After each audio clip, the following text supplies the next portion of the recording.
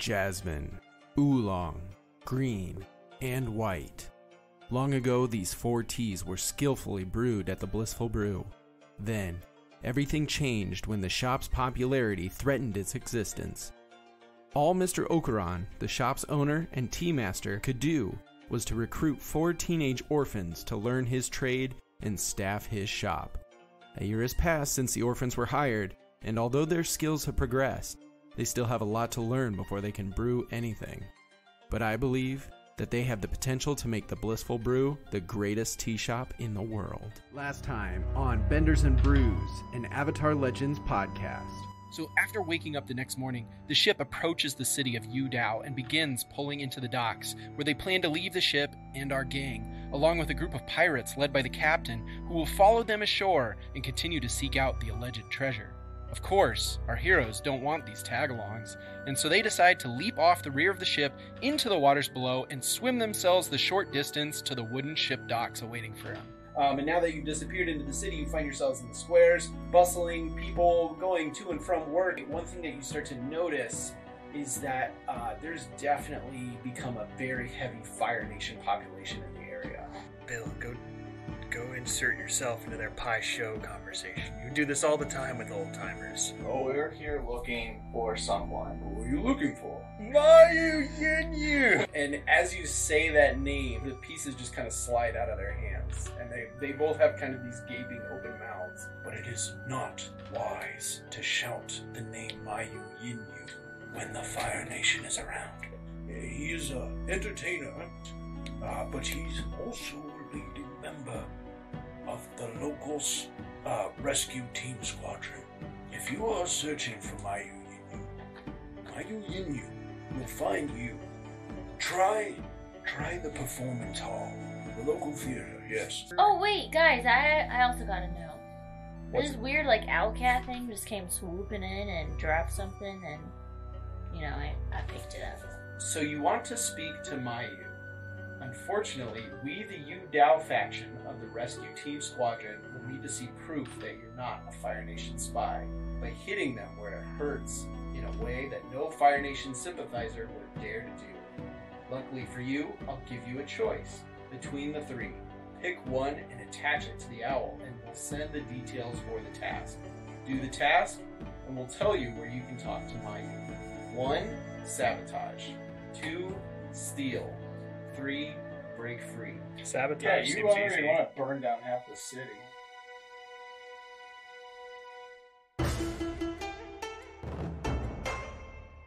Alright, welcome back to another episode of Benders and Brews. We're on episode 10.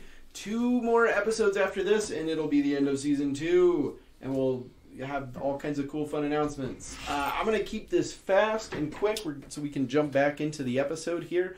Let's kick things off with Connor, aka Brock Lee. You got a fun fact over there for me for Brock Lee? I do. I got a fun fact for you. Do tell. While working at the Blissful Brew, Brock is known to leave early just about every day that he can. He just it's just his routine. He's supposed to work until 4 o'clock. 3:30 rolls around, and he is just up chilling in his rock bed. He's chilling, doing his thing. Mr. Okuran knew about it. He's just, it just became sort of his thing. He's got flex scheduling. Flex scheduling, yeah. Right on. Mm-hmm. Awesome. Dave, a.k.a. Guo. Brock never wondered why he had to start a half hour earlier than everyone. That is how flex scheduling works usually. What's Guo's interesting fact for this week? Whoa. So he writes haikus in his journal. Yes. So here is a haiku From his journal. Enter an alley. Behold a hole in the wall. Surprise, noodle shop. That's beautiful. That's amazing. Fantastic. 10 out of 10. I do have to ask. Yes. How many rocks, on the rating scale did he rate that noodle shop? Oh, it's probably a solid boulder. Solid boulder. Nice. High praise. Wow. High praise. High praise. It's a great noodle shop. All right, moving on. Cameron, a.k.a. Bill Dorr. What is your interesting fact? Bill Dorr's favorite number is 35. All right, next. Okay, interesting. Were you good? Your favorite number too? I was thinking. Just let I don't the know how you audience guys can just come up with stuff submit on the ideas spot on the sometimes. why. Well, I don't know. Fair enough. Everyone needs a favorite number. Sometimes we don't really understand why. Rock's got a secret lover. That's He true. will never tell us their name. Oh, Or the Rock's name. yes. Michaela, aka Mika. What an interesting fact do you have for Mika? Mika's fun fact is that She's also a mime. Oh, that'd be bad. Well, we did just learn that She she's would really never. good at interpretive dance. that or she's very lucky. Or very lucky. Have you has Mika ever interpreted dance before? She's watched it. She's never done it before. So that last episode was the first time she ever interpretive danced. Probably. I mean, she There's lived, your fun she fact. lived in the woods for a long time. That she did. She was Wait, friends. so you were she was- interpretive she was dancing friends in with the the animals. woods? The only No, shaking I'm just in saying those she wouldn't really have. woods were the She trees. wouldn't have music to interpretive dance. You know what I mean? Oh. Usually interpretive dance to the music that Right. is being played. But she didn't really have music. She just didn't really kinda have had music. the sounds of nature. Yeah. And so then that's how she got the natural movements of water. the water down, because Yeah. that's what she used as the rhythm. I mean, her other fun fact was, you know, that she watched fish and made up stories for them. So Oh I yeah, mean, that's true. Hey, that fits. she's kind of a weird kid. Fair enough. All right, we'll take it. All right, sounds good. My name's Skylar. I'm the game master. My interesting fact is that I am currently working on a real-life Clue game for my workplace, and I'm very excited to see how that turns out. I am involved in a lot more games other than Avatar Legends. So Can I? What is it called? Murder someone? No, Sure. that's not what I was gonna say. He needs we're to actually get doing started an office Job theft. shadow. No. Job shadow. No, That where day. where you crash the party or whatever. You crash the party? You yeah, I wanna wanna play I wanna the steal real life something. Clue If game it works out really well, maybe we can get like a big group of us together and, For a and we Halloween can, party. Ooh, that would be that would fit great. actually really well. Let's do okay, that. fair Okay. point. Yeah. All right, cool. We just made plans. Sorry you Yeah. can't join us for our audience unless you happen to be in our area. Whatever the Hold on, we're not saying a public invite to our Halloween party. That's true. That's how you get they vampires. have to figure out. Where. Exclusive club. Yeah, sorry, a little bit exclusive. Whatever the case, thanks for listening. Let's jump into the episode. The last time that you guys, or last time in the last episode, you guys had infiltrated, you got to Yu Dao, you escaped the pirates, at least for now, and you sort of infiltrated the theater. The local theater in search of Yu Dao, who had allegedly had some connections with the theater. Brock had inspired a potential romantic path that he could go down. Guo might have a job soon. Bill definitely doesn't have a job coming soon. Not yet. And Mika most definitely does have a job coming soon. In fact, she was invited to a gala because of her exceptional performance skills. Jeez. Man, Bill, get it See? together, man. Seems like Bill really Bill really failed got the last short episode. stick in that episode. You kind of brought Bill it upon Bill yourself. sticks the longest stick. You overcome. This is like talking about the Captain Sack all over again. Whatever the case, you guys are outside the theater. As the hour of noon kind of starts to draw near, your owl cat returns with a new note. It simply says, "There's a factory in Yu Dao that has been repurposed to make large-scale weapons. We need you to break into the facility and hit them in several key points in order to severely disable it." And it has like a small sort of drawing of like the city of Yu Dao. This one's a slightly larger note, by the way. And it kind of has like an X on where this factory is located. And sure enough, as you kind of turn your heads, it's not hard to find the large billowing smokestack shooting dark clouds into the sky as you can smell like sulfur and other, factory materials coming off of it. Nothing a trusty clipboard can't get us into. You do still have your clipboard. I have your my stone clipboard. Hopefully we'll be dry by the time we get there. Hey, Mika, want to help us out? Well, I'm dry. It's more talking to Rohan. On the back side of the note, it lists the 3 areas of this factory they need you to disable, right? The furnace, the assembly line, and the casters. So we could probably split up and take all of us, just take down one of them and call it a day. How about we get there first?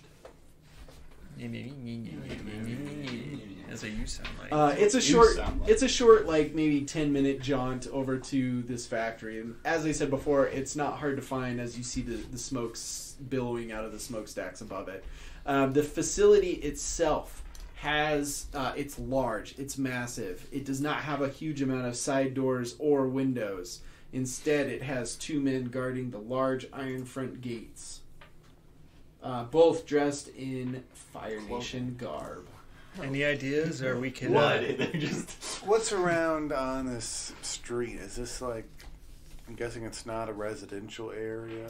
No, but it's not far from the residential area, which might spark some sort of depressing thoughts of like what this factory might be doing to the community. But I digress. It's sort of a cleared out area. Everything in this area is dirt. Even the grass itself just kind of doesn't really grow around this factory. You do see a small group of construction workers that seem to be adding on, or maybe they're retiling the roof or something. They have a large ladder that kind of leads up to the rooftop of this factory over on one corner to the sort of east rear corner. Otherwise, like I said, there's the main doors that lead inside. They're large double doors. Currently, they're open, but there are 2 guards, Fire Nation guards, that stand in front of them at attention. I think it's time we go to the construction workers with the clipboard. I go up and say, "I'm with OSHA, sir. I'm here to do a little just do a little check of your construction site. Make sure everything's up to code." You see you're from OSHA. What exactly is OSHA? Office Safety and Health Administration. Okay, what is that? I go onto these sites and I make sure that your workers are safe not in a dangerous situation while they're making what appears to be a roof here for this building. So Tell them to bring out the whole OSHA.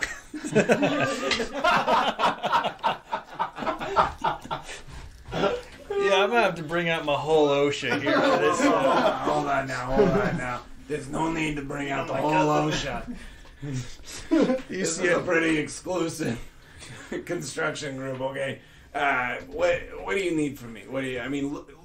You look around, we're all doing okay. What do you need from me? I don't need nothing from you. Okay. I just need, it's probably about 10 minutes. I'll be walking around the site, just making sure there's no big dangers to yourself or your employees.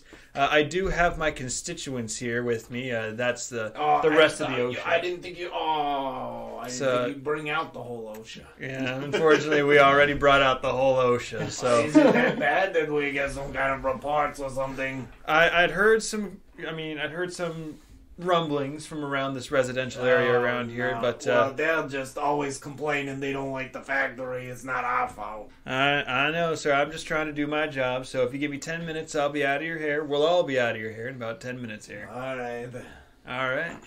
So we'll go up to the roof. Oh, you go up the ladder? Yeah. Oh, okay. I gotta go up to the ladder. Yeah. He like holds it for you because he's like kind of worried because like the second you step on it, it felt a little rickety. He's like, oh no, that's nothing.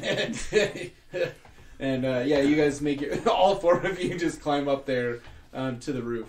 The whole OSHA. The whole The whole OSHA. OSHA is now on the roof. I think the sad part is the amount of times we said it in that little bit right there, I still think was less than the amount of times he said it I in the think actual you're right. video. Is that actually what OSHA stands for? I don't know. I think you're pretty darn close on it. Occupational Safety and Health Administration. Okay. Well, office works too.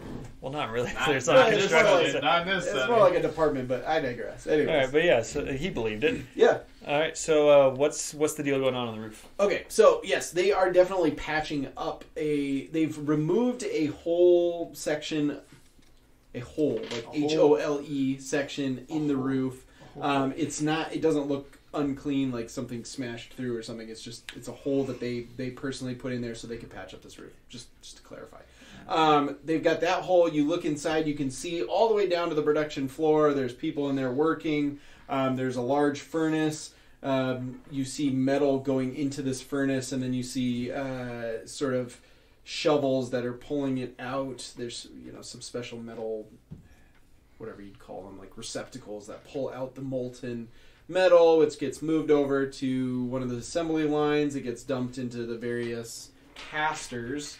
The casters are what form the metal into the pieces that are then transported over to the production crew, who put the pieces together into these large-scale sort of machines, they seem to be. Bill, actually, they would look fairly familiar to you. Mm-hmm. Got it. So I walk up to the workers who are there workers over there? On the roof? On the roof? Yeah. Oh, yeah. The construction workers. Yeah. There's right. a couple of guys over there. Okay, so I'm gonna walk up to them. Okay. And I'm just gonna be like, "Hey guys, I'm with OSHA here. I just we're all with what's OSHA? The Occupational Safety Health Administration. Don't worry about it.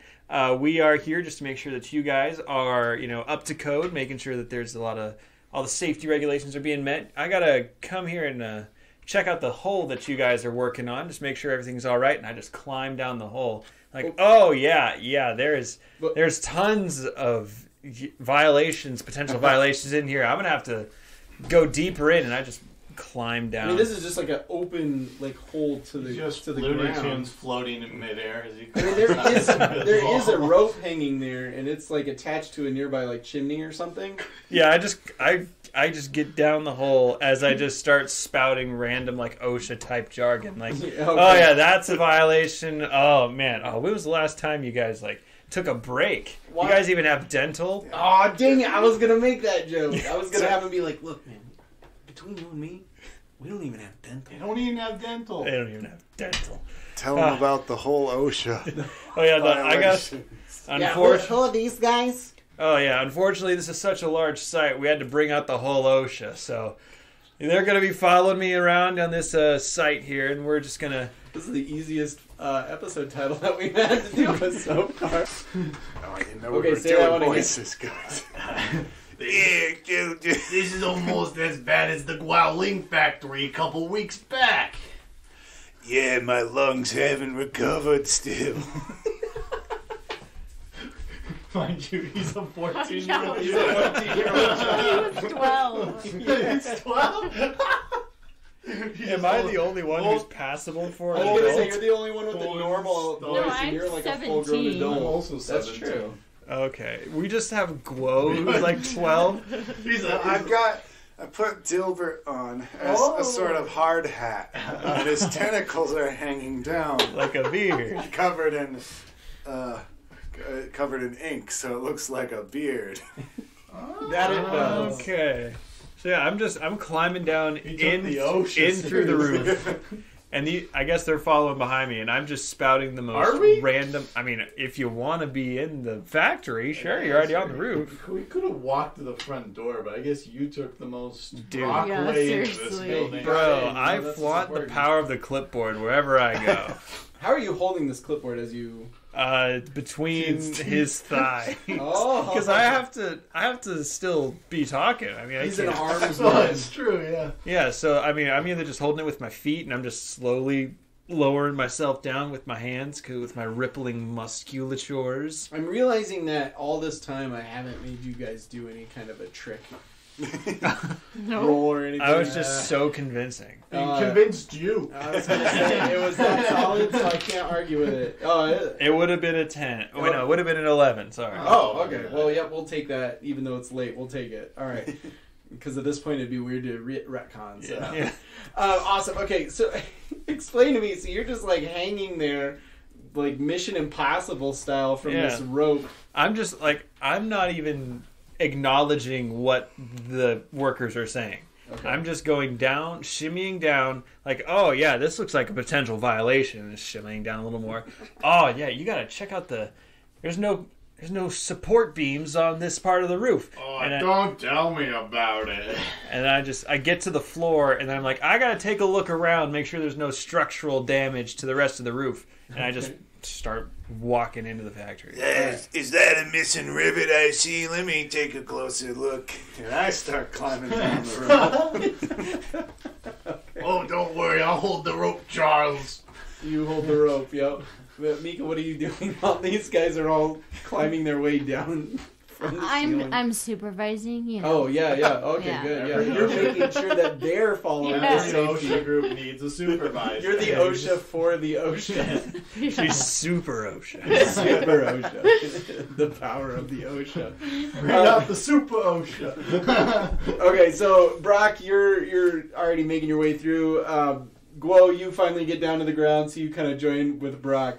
Is there anything particular you guys are moving towards or looking for? Who's got the map? What's that? A burst gasket? Oh, I start climbing down the rope myself. Does Mika have the map? Do we have a map? She got a map. No, there wasn't a map Just to a the list. factory. It was just a map to get to Oh. Three the things factory. that stop. Yes. The assembly The line. conveyor belt and the caster. And the Well, the assembly line, it the is furnace, The furnace and and the caster, yeah. So only the furnace and the caster. Okay. All right, guys. Maybe we can find some uniforms. Maybe they got like a spot they put the dirty ones or something. You notice sort of like a doorway. It's just one of those like swinging doors, kind of like what you'd see at like restaurants that like lead into the kitchen, kind of that sort of setup. And you see a couple of people walk out of them, and they are actively retying their aprons on. And so that might suggest to you that maybe there's some sort of a back room back there, or some type. Well, let's go there. That way looks promising. All right. So you guys head back there. As you open the door, there's a room with a long table inside of there. There's a small like water, like a fountain of some kind to like use for cleaning your hands, or there's a little like spigot that kind of comes out of it that shoots water through it in case you like get something in your eyes. It's like an eye washing station. But you definitely see some people sitting around the table. They look like they have their little like packaged lunch boxes or whatever the case, and they're eating away at some various foods. What are you doing? Are you still on the roof, or did you climb down as well? Obviously, I had to climb down.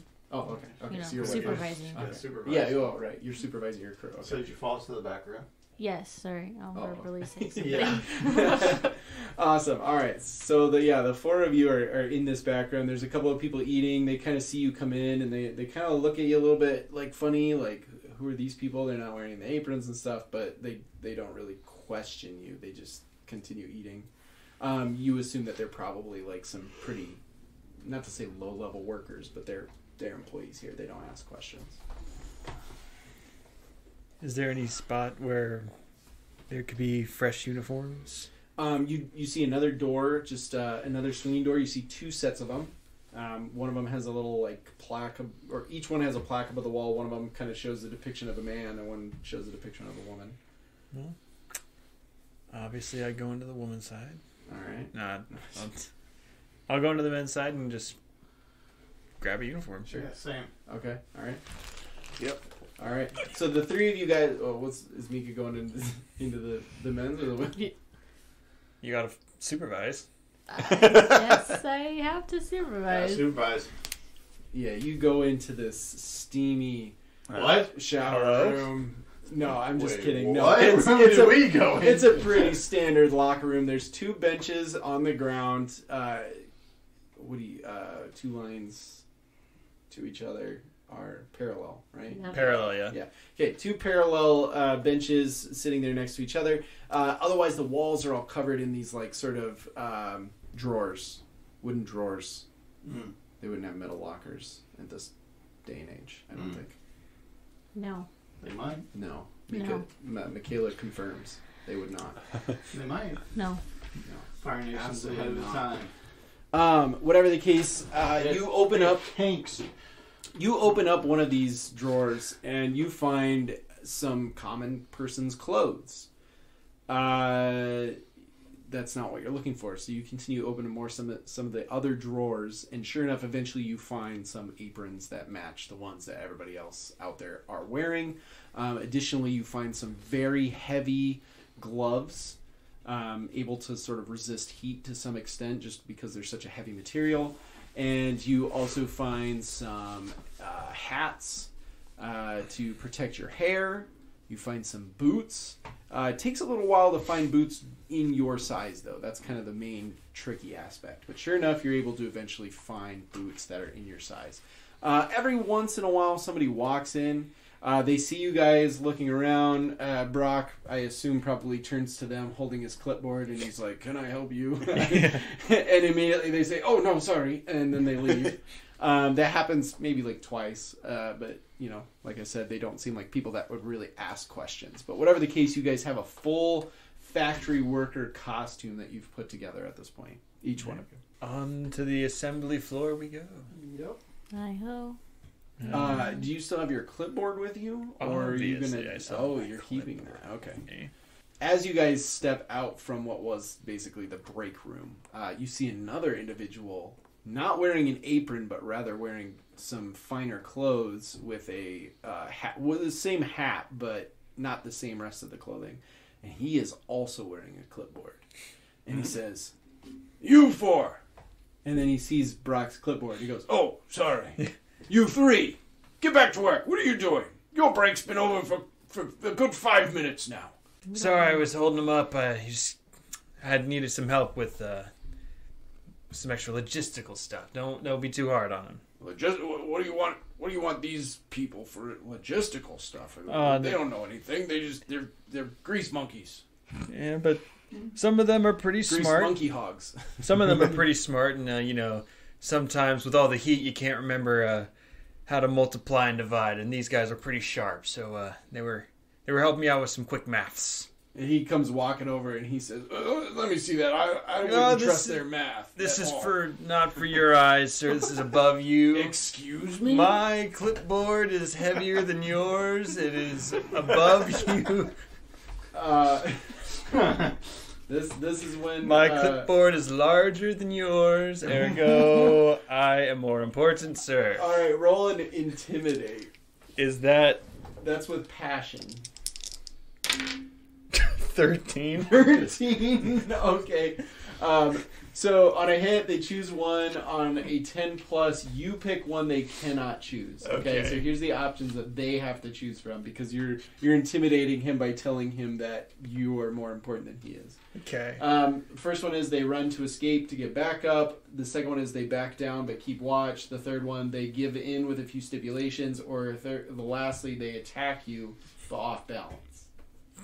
I wouldn't expect him to attack me. And that's the thing. I mean, at the end of the day, if you think that they wouldn't choose one of these options anyways, then I would say, like, I'm not going to sit here and be like, "Oh man, he didn't pick that one perfect. I'm going to screw him over." Like, I'm still going to play the logic game here. So he will not leave and get back up. Okay. All right. Sounds good. Instead, he's going to back down, but he's going to keep watch. He now dislikes you. You are that coworker that he couldn't necessarily deny that you might have more power than he does, but man, he's going to find a way to shut you down because he's that kind of a guy. I love it. I love sewing office discourse. Yes, fantastic. That'll be the true fall of this factory for sure. So yes, the man with the so he sabotaged them, but in a way that's not obvious at first. And 6 months later, toppled the social hierarchy. Let's go back into the break room and eat some people's lunches. Oh man, that would really spark things, man. You're gonna, next thing you know, you start We're walking like, around. yeah, Gohan, great idea. That way we cause discourse. He's like, oh yeah, discourse. You start walking around to the employees and you're like, you guys ever heard of a thing called unionizing? Management's just like, no, please, oh gosh, no. Awesome. All right, so you've gotten this guy off your back, at least for the time being. So sweet. The power of a clipboard, man. It's unmatched. I am thoroughly impressed. Honestly, I'm gonna go buy myself one at my earliest convenience. And a ladder. Clipboard or a ladder. Nobody questions a guy just got his ladder. He's got work to do. Yeah. You don't carry a ladder around for fun. Yeah, you can probably get anywhere you want. You can get to an airport with that thing. And this has been another episode of How to Con People. Thanks with Connor. With Connor. Connor the Con Man. Snap. Are you like me, a fan of piracy or privateering out in your D&D campaign? Well, check this out. We have been working on a brand new airship combat system that means you and your privateer crew can now take to the skies and pillage at new heights. Within this system, you will get 3-dimensional dynamic movement and combat rules. You'll get a brand new updated aircrew system, as well as brand new spells, items, creatures, and example airships for you to use in your campaign, as well as crews to put on them.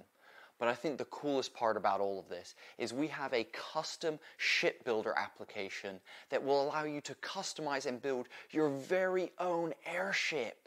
It means you and your team can have exactly what you want as you take on the skies. If you're interested in any of that, check out our Sky Zephyrs Kickstarter here at Hermie and the Dude. Snyder's Return is a tabletop roleplay interview and actual play podcast. We chat with content creators from both mainstream and indie publishers, and we release actual play episodes of systems like our City of Mist game, Meddlers, Monsters and Madmen, and more games coming in the future. We also have a TTRPG review show on YouTube, Fly Like a D6. Come and check us out. You can find us on Twitter at Return Snyder, Instagram Snyders_return. You can find us on YouTube at Snyder's Return, Discord, and everywhere you get your podcasts.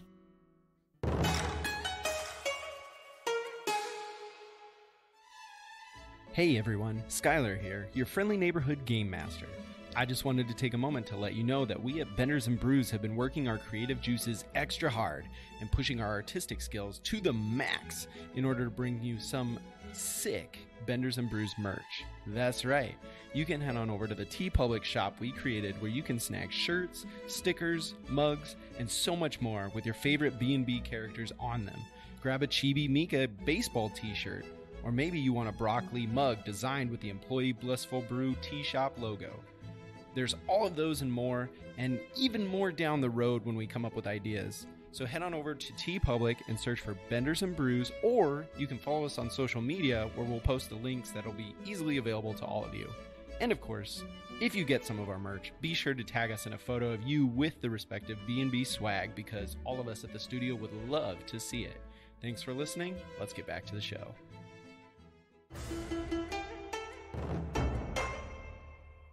All right, so back to this show. You, like I said, you've got this guy off your back for the time being. You've got these 3 underling employees standing in front of you, waiting to be assigned some work. Yeah, so I'll tell Guo on.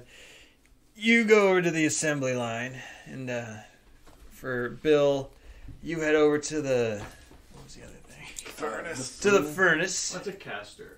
Casters are sort of like the molds that they put the melted metal into, and then that way it solidifies into the shape of the pieces that then get built into the machine. And no. That was me answering. I like this Rock. guy. And Mika. No, I'm not going to the furnace. Mika, you go I'll over take to the the caster. And Mika, you go over to the furnace. There you go. Fine. That doesn't work well with water. Well, that what works are you well talking with about? water. It's water. Fantastic with it. All right, so we'll start with the furnace, just because that's kind of the first place that most of this process starts at. What's Brock doing? That's a good question. I'm just gonna supervise Oh, with yes. my clipboard. What the heck? Okay, you know, he's doing his job. I'm doing my job. Mika, I want the notepad. He took the supervising job from Mika. Mika, you make your way over to the furnace, and immediately, the closer you get to it, the more you're hit with the just emanating heat that comes off of it. It is a massively hot fire. There's a few people that are manning this furnace area.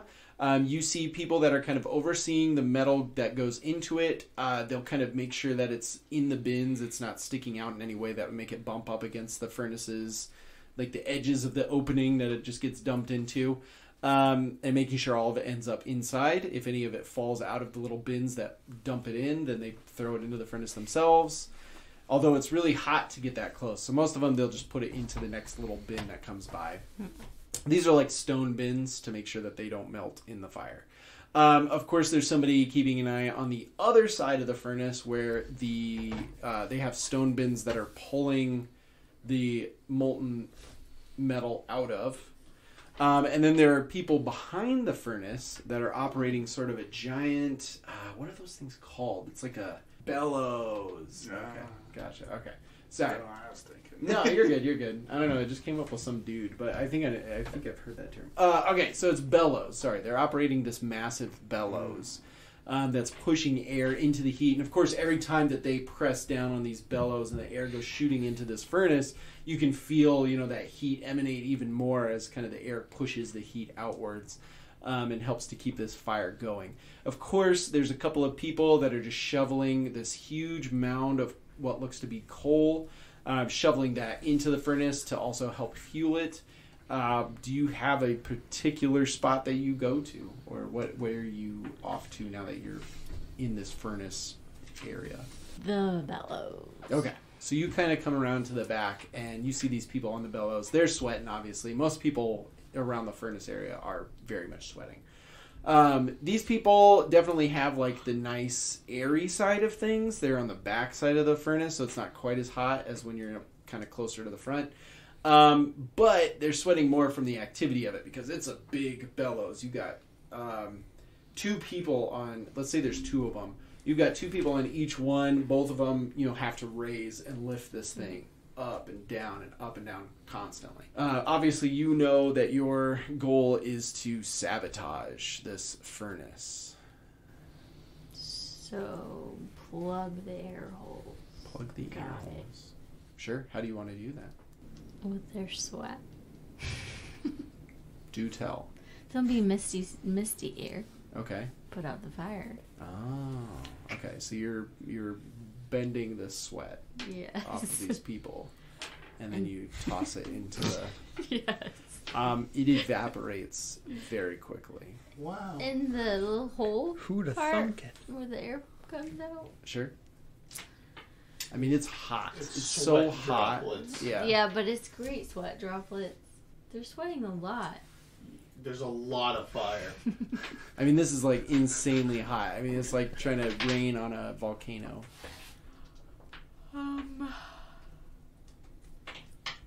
What else around me? Sure. So there's the other positions that I talked about. The furnace itself is just like this giant, massive stone sort of orb almost, or like a half orb, I guess you could say, with the copious amounts of fire in it. Obviously, nearby you can see the assembly lines. There are the assembly lines where people are putting the pieces together. There are the assembly lines where people are putting this like broken up pieces of metal onto, or like the ore for the metal. And that's what's getting transported into the furnace itself. There's the molten metal that's coming out of the furnace, and that's getting taken away. Trying to think of what else. Is there anything in particular you're hoping to find? Something useful. Something useful. That's a broad concept. Well, you don't necessarily want to be obvious about blocking the bellows. Sure. The bellows themselves are made out of some sort of like a almost fabric-y material, which is what allows them to, I could open. Potentially take one of those broken pieces of metal and try and tear the fabric. You might be able to, yeah. That could work. Okay, we'll try that. Okay, so you go over to the conveyor belt where the metal is being brought in. And you kind of just join the line, and they're, like I said, kind of processing the metal, deciding what pieces, if anything, needs to get pushed in or thrown in by hand, whatever the case, right? Sure enough, as you kind of just join into what they're doing, kind of follow their example, but secretly you're looking, and you find a long piece of protruding metal. It looks like it could have been an old spear of some kind, possibly. But it's, it's kind of bent and warped or whatever, so whoever previously owned it doesn't really want it anymore, and so they threw it out, and this is where it ended up. I am going to take it and hide it within like my skirt dress thing. Okay. Actually, I'm in the uniform, ain't I? You've got like the apron. I mean, it's more like over your clothes, I guess, technically. Well, I'm gonna try and hide it. Okay. Yeah, absolutely. Let's do a push your luck, which is with passion. 10. Okay. Your boldness pays off despite the costs. You gain an additional lucky opportunity. Okay. AKA yeah. What? Tearing the fabric indiscreetly. Got it. Possibly, yeah, absolutely. So you take the spear and you kind of put it into your clothing in some way, shape, or form. But it's definitely works. Nobody notices around you. You do this. As you are doing this, somebody over on the bellows collapses. Oof. They're just sprawled out on the floor. They're completely unconscious. One of the sort of manager people, in fact, it's the same one that was just giving Brock some crap just moments ago, comes rushing over and says, "Get this guy off of get him out of here. He's if he's not working, dock his pay. He's not working right now, so obviously these hours don't count. Let's see. Somebody needs to run bellows. You there." And he points at you and he says, "I need you to run bellows. Get him going. We gotta keep this fire hot." Yeah, and I walk over there. All right, sounds good.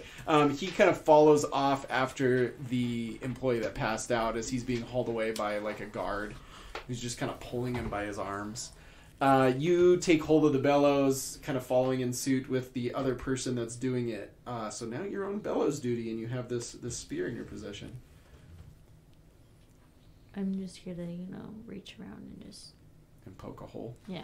Do you do it discreetly in any way to avoid this other employee that's also doing it with you, or are you doing anything to keep them from noticing, or are you just kind of going for it? I feel like I can do it pretty discreetly because I'm sure with the both of us, it's probably like putting more effort into.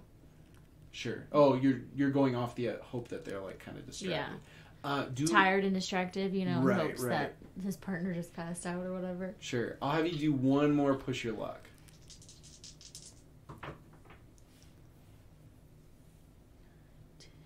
10 again. All right, awesome. Sure enough, as you lift up, you stab very carefully. I'm imagining you have the spear kind of hidden by your leg, and so you kick your leg out in such a way that it kind of shoots the spear out from underneath your skirt and pokes it into it, so that definitely nobody would see that you do this.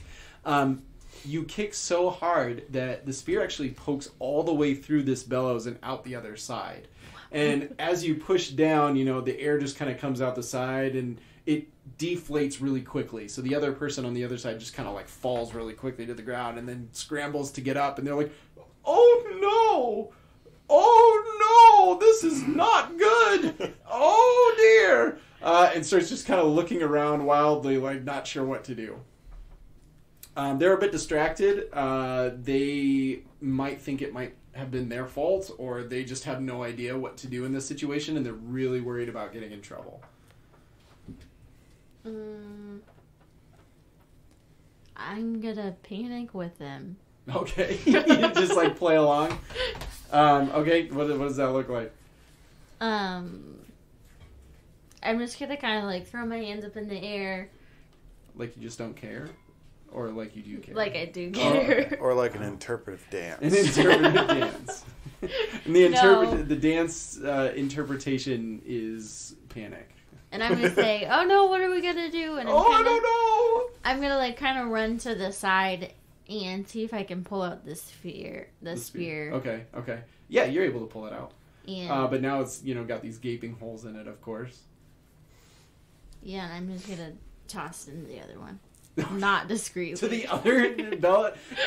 Are you doing it like, oh no, I did it by accident? Yeah. Oh, okay. All right. So yeah, I'm gonna just go with it. You toss the spear as if you were just getting it out of the way, but in truth, it goes shooting forward and into one of the other the other bellows.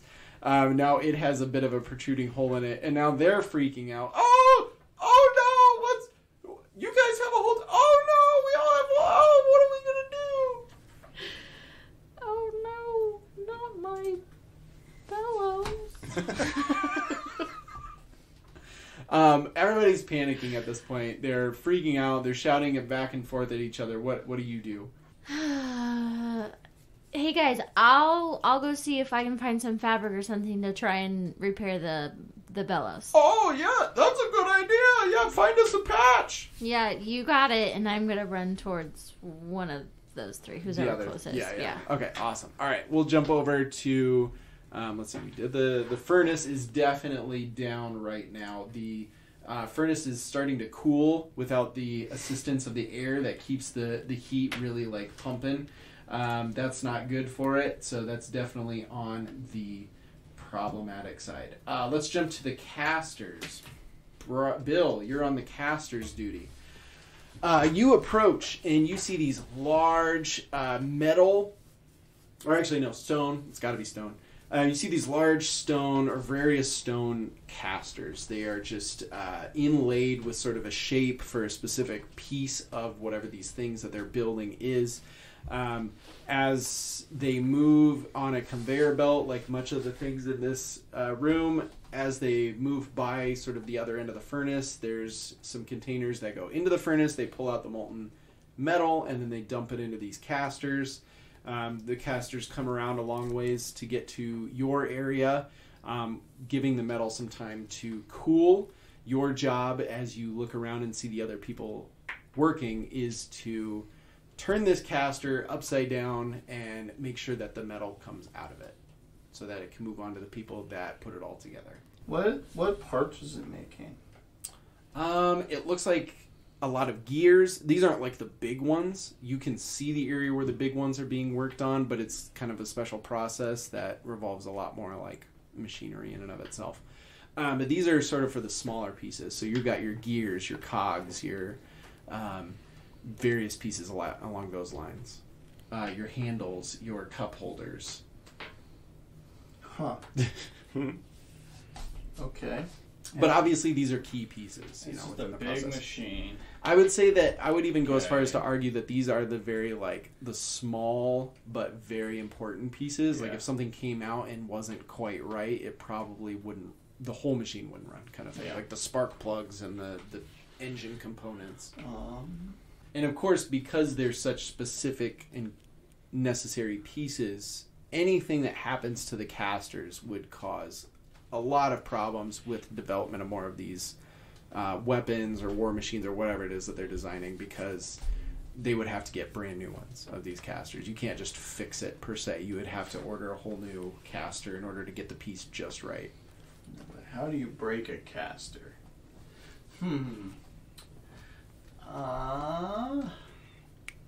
Easy if you're an stone caster. Do you have your staff with you, by the way? Oh, okay. I just have a staff on my back. You definitely notice a couple of strange looks from some of the other employees as they see it, sticking out from the back. Give them death glare back. Oh, okay. And they don't look at you again after that. And I'm just stand there. I'm not even... Okay, go. I have a metal plate. Okay. Right? Yeah. They're moving. Is there a hole on the top of the caster, or so what? What's the caster? He just moves and it just puts it comes in on the conveyor belt, and then you would just take the caster, you'd flip it over, pop the piece out, and then put it back and let it go back. Yeah. Okay, so casters are just a bunch of smaller parts? Yeah. So I had to destroy all these little parts? Some of them come in, they're like medium size. I mean, they can get kind of large, a bit heavy. So that's the situation. Okay, go for it. This is me saying, Skylar, please give me a solution, because I have absolutely no idea what to do here. 8. 8. Okay. So on a 7 to 9, you can ask one of the questions. They are, what here can I use to blank? Destroy the casters. What here can I use to destroy the There casters? you go, John. Hey, you know, that's how it goes sometimes. You see that over on the side, there are some hammers that are used. You watch as one of the employees, they're shaking the caster. It's not coming out. So they go over, they get a hammer, and it's got, it's a typical, like, ball pen hammer kind of a thing, or not even a ball pen. I don't know, whatever it is. But it's got, the hook side and then the blunt side. And they'll usually use the hook side to try to work the piece out, pop it out of the caster. It's good to go. But there's always the blunt side. These are not metal casters. Keep that in mind. These are stone. Oh. Yeah. Okay. Is there a sledgehammer? Yes. Okay, I'm going to grab it. Okay, you got a sledgehammer. Yeah. It does not look like it's been used in a long time. In fact, you can kind of... Well, you have gloves on, but you can see dust kind of come off of it. You wonder why it's even here. Maybe in case of emergency or something. I'm going to walk over to my stand. I'm just going to kind of lean on my sledgehammer. Okay. And then, do I hear the ruckus that has been caused over at the... Sure, yeah. Would Since I you've been... that? Yeah, it's not far. Oh, I'm going to be like, hey, what's going on over there? Some of the people kind of like glance over at you, but they look a little like they don't want to glance at you because they're worried you might just glare at them again. What? Do you guys hear that commotion over at the furnace? A couple of them look up and they look over towards the furnace. They kind of peek a little bit and then they kind of nod their heads. I wonder what that's all about. We should go check it out. They're looking around. I'm not gonna leave my station. That's how you get in trouble. Oh. Okay. I know the clipboard guy. He'll be... I know the guy in charge. He won't mind. Well, we all know who's in charge. Yeah, it's that new guy. I'm going to point at Brock. The clipboard guy is just standing there. Yeah, I was going to say, you are supervising. And you see Bill point at you over there as you supervise. He's the new supervisor. You look up from your blank rock clipboard and you see Bill pointing at you. I just kind of nod back at him. Just like, yep. Give him a thumbs up. Oh, that's perfect. See? You'll be fine. You gave me a thumbs up. I mean, you can do let's do a plead. Okay.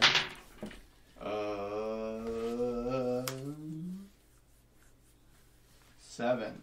On 7 and 9, they need something more. Evidence that this is the right course. He's got a clipboard. Have you ever seen someone in power who doesn't have He just gave me a thumbs up. What does that even mean? It means that he has super hearing. I work directly under him, so I know exactly what that thumbs up means. It means you're doing a great job. Everything's under control. Well, how do we know that they even need our help over at the bellows? Listen, he's gonna put his hand to his ear and just listen to the sounds of voices of people going whoa, whoa, whoa, in the distance. They all look over to the guy with the clipboard. I'll just, can I hear?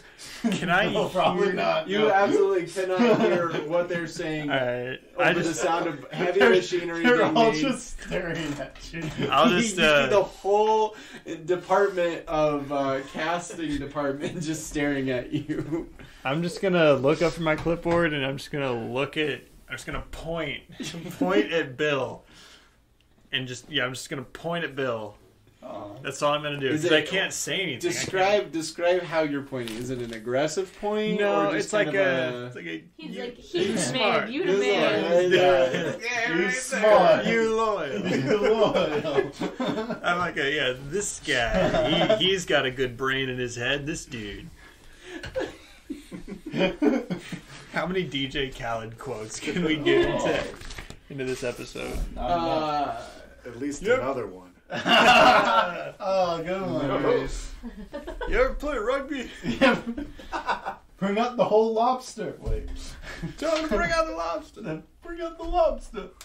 Okay, I'm gonna say that given the fact that you needed some more reason for them to do And he it, just points at and I would say that's roughly enough reason. They all look at you and they say, well, "What do you want us to do?" Just run over there, see what they need help with. I'm sure it will be quick. You know, they just probably need all hands on deck right now. What about the casters? I got it. Are you sure? He left me in charge. He pointed at me and everything. That he did. All right. And sure enough, a fairly large migration of the caster department starts to head over to go see what's going on over at the bellows. All right, and then I'm gonna put the sledgehammer over my shoulder and start walking towards the casters. Looking all like Ben Stiller. Ben Stiller and yep.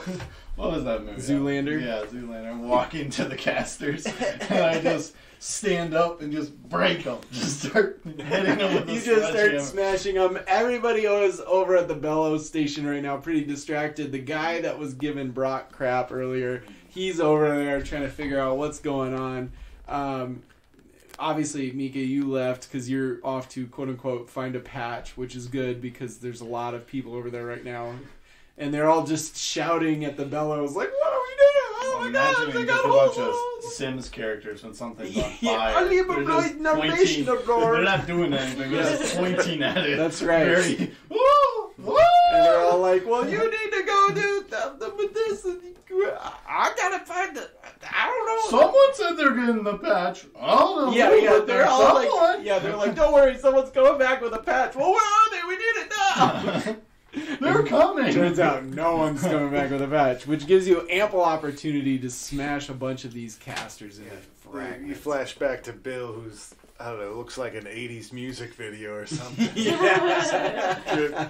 Sweat rolling down his body. Nice. Sparks fly as he smashes these stone casters. That's apart. right. Just particles flying up towards him as he's plowing through with a big old smile on his face.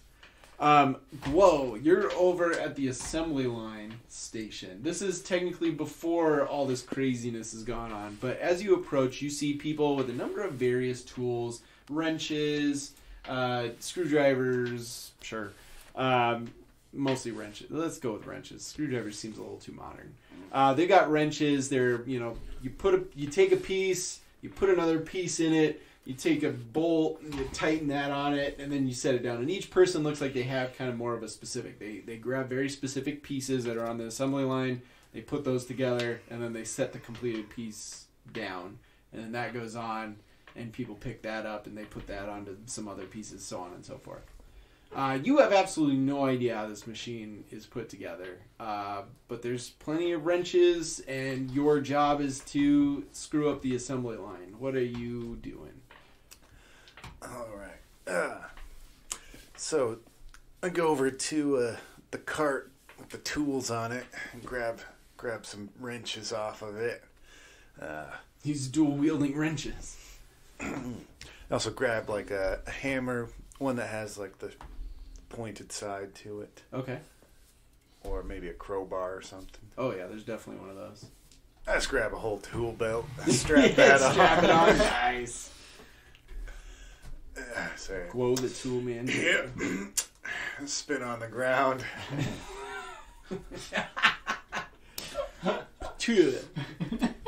Adjust my hard hat a bit to cover Dilbert, who's still on my head.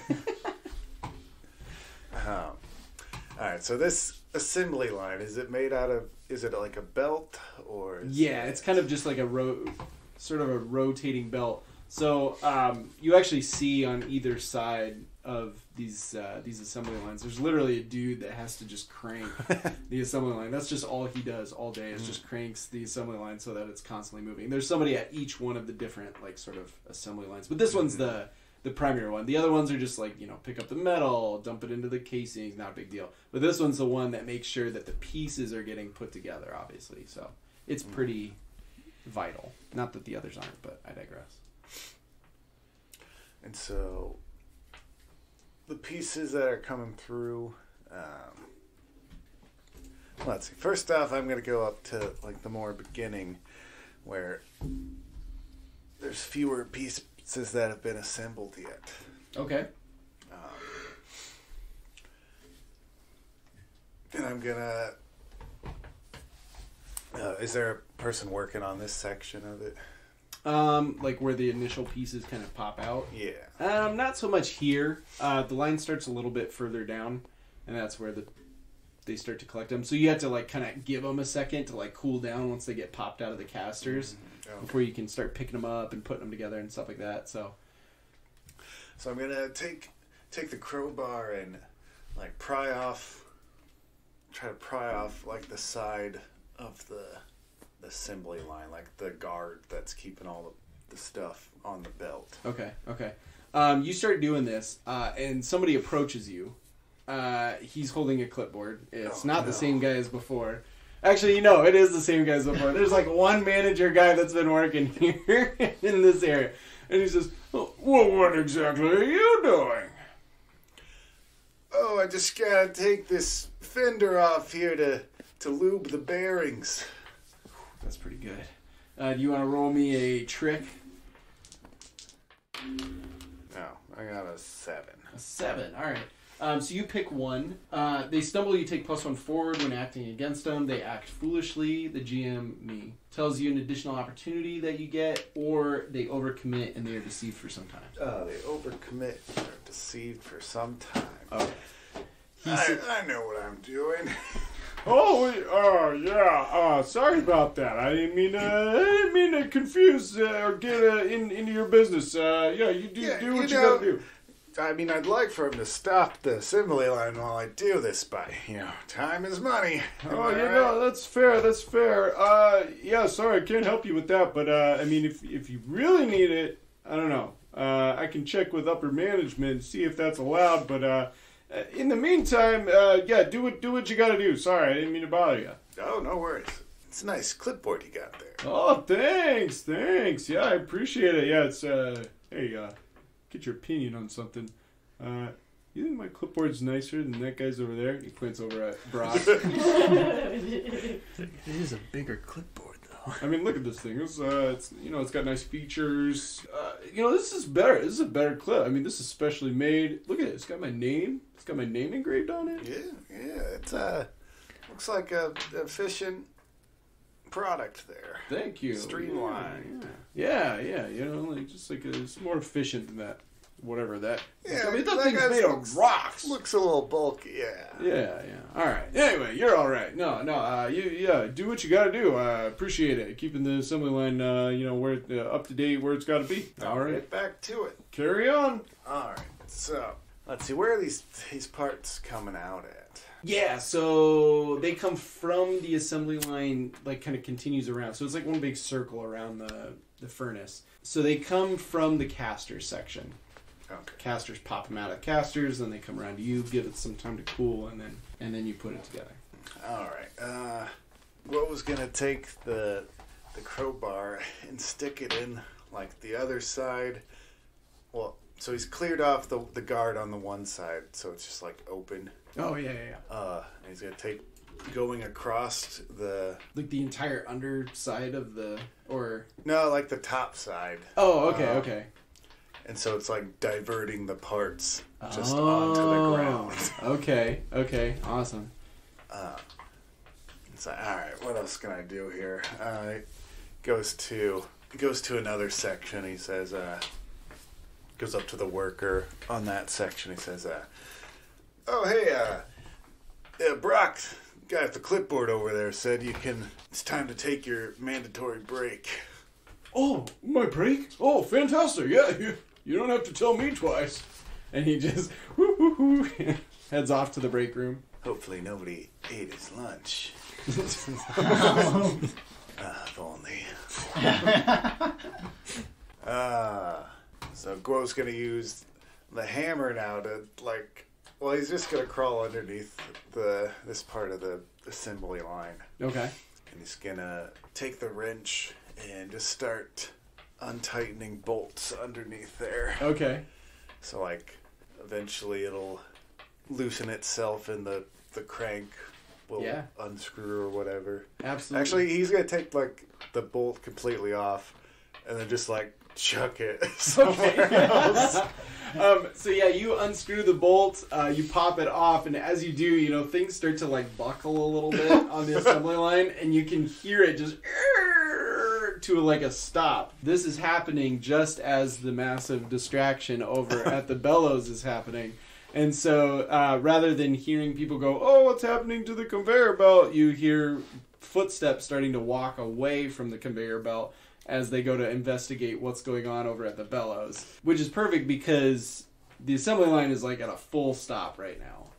Whatever you pulled out of it has completely stopped it, and obviously it was a key piece that you've just tossed aside and has gone who knows where. So I'm gonna go to like the next section and just be like, repeat the thing. Like, sure. Yeah, Brock with the clipboard said it's time to go on your break. Oh, there's not even anybody there at this point. They've all gone to like investigate the bellows. Okay, so then I just take the hammer and I start whacking the crank on the section. And like sure just enough, trying like, to bend it. Yeah, so you bend it horribly into like a warped situation. And you do this from piece or section to section until all the sections have sort of a different problem that's wrong with them. Yeah, like one, I take like a knife and like just cut through the belt. Sure. The other one, I just like, all right, Dilbert, do your thing. I just like cover with ink. I did say I would lube it up for him. Oh, there it is. Yeah, you have sufficiently, like I said, you've caused such a versatile amount of different damage to the entire like conveyor belt. Like it would take somebody a massive amount of time to not only find, and that's assuming they even have all the pieces, since you've kind of tossed some of them who knows where. So yes, you have definitely destroyed the assembly line. Right now, Mika, I assume you said you were coming over to meet with one of them. Right now, you have the four of you have completed your task, or three of you have completed your task. I mean, I guess, Brock, you've completed the task of supervising. I was a great supervisor. You were a great supervisor. You nodded and pointed and thumbs up. You brought out the whole as OSHA. necessary. I brought out the whole OSHA, man. I got us in the building. That's right. Okay, so now you've all completed your tasks. You've sabotaged your pieces. Yeah. How are you getting out of here? I mean, I got the clipboard. I'm just going to walk out the front door. Okay. All right. And I mean, if they're behind me, I'm just like, yeah, I got to take these guys on some extra training. Oh, let me act that out. Sure enough, yep. There's the two guards that are just outside the door, and they say, "Hey, where you guys going?" Oh, I just got some 4 new hires. We gotta, take them on a full tour, and I gotta take them on the outside, just show them around. Oh, okay. Take the old circumference check. Yep, yes, sir. The perimeter knowledge and such. Okay. Yeah, sure. Hey, what's going on in there? Inside?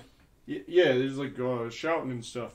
Oh, there's some of those company disputes. Some people wanted to ask for dental insurance. Could you imagine if we had dental? I mean, there'd be it'd be anarchy. I mean, I love my dental, but those guys, they're making minimum wage. I mean, who cares, right? Exactly. It's part of the job. Hey, real quick, it's not like a union thing, right? Someone brought up that word. No, man. Oh man, they brought it up. They wanted to unionize. That's I'm getting a headache already. That's why we got these new hires, because they don't know about the union. What's a union? See, they don't know. This is why we got to bring in new guys every week. He just glares at Bill and he's like, "Don't even say that word. I don't want to hear that word out of your mouth. If you hear anybody say that word, you tell me who it was. All right?" He was inside. Yeah, all right. Well, we're going to find out about that. Anyway, sorry. Don't mean to bother you. Have a great, rest of orientation. Let us know if you guys need anything. Will do. You have a great day, sir. All right, wonderful. As you guys walk out, I mean, where are you guys headed now that you're out of the factory?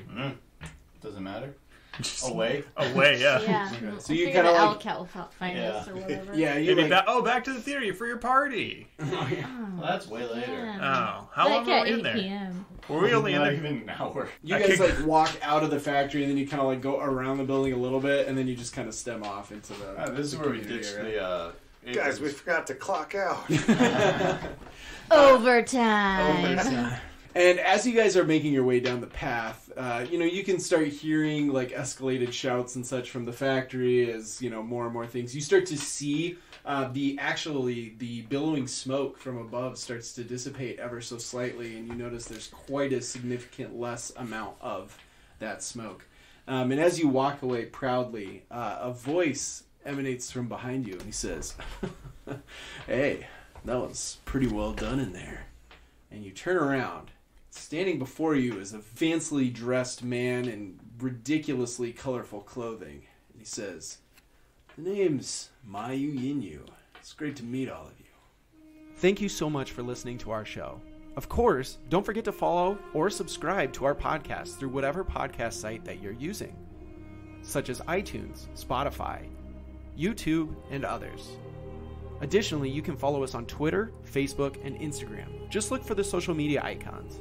Following us on social media gives you access to all news, announcements, and of course new episodes as they are released. You can check out our website, bendersandbrews.com, which will feature all of our episodes as well as news, announcements, and even cool character and player profiles. It's a great hub of information for the Benders and Brews podcast. And finally, we would be truly humbled if you would be willing to take the time to leave us a review if your podcast site allows you to do so, such as on iTunes. Or, in the case of YouTube, you can hit the like and subscribe button and drop us a comment. Tell us about what you thought about our podcast episodes. It sure would mean a lot to us. Avatar Legends is a tabletop role-playing game created by Magpie Games. Nickelodeon, Avatar, and all related titles, logos, and characters are trademarks of Viacom International Inc., all rights reserved. I also want to thank the following artists who you can find on Fiverr for their amazing creative work on this podcast. Character art was done by alessiopapadraw. Background art by Kennicchi. Music by Joe Timms 215. Thanks again for listening, and we'll see you on the next episode.